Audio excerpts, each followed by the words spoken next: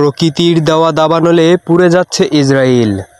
আজ যেন তাদের আকাশে শুধুই বিষণ্ণতা, আজ যেন তাদের আকাশে শুধুই হাহাকার আর হাহাকার।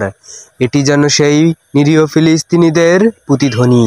নিরীহ নিপীড়িত ফিলিস্তিনি মুসলিম ভাই বোনদেরকে তারা অন্যায়ভাবে অত্যাচারভাবে ঘর থেকে বাহির করে দিয়েছে। আজকে সৃষ্টিকর্তার কি বিচার?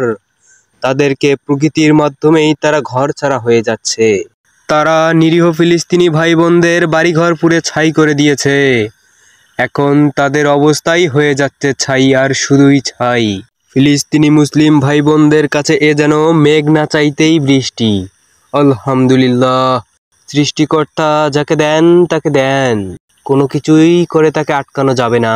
অল্প সময়ের মধ্যে হলেও যদি ভিডিওটি আপনাদের ভালো লাগে তাহলে অবশ্যই চ্যানেলটিকে সাবস্ক্রাইব করে লাইক কমেন্ট এবং বেশি বেশি শেয়ার করে দিবেন, যেন ভিডিওটি সবাই দেখে অনুপ্রাণিত হতে পারে।